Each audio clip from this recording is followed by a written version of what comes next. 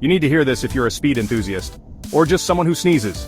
A sneeze can travel over 160 km/h, that's 100 miles per hour. Imagine that, your nose is basically a high-speed cannon. This explosive burst of air is your body's way of clearing out irritants like dust or pollen.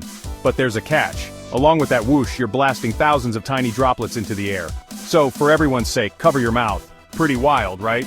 What's the weirdest body fact you know? Tell me in the comments. And don't forget to like, subscribe, and share for more fun facts.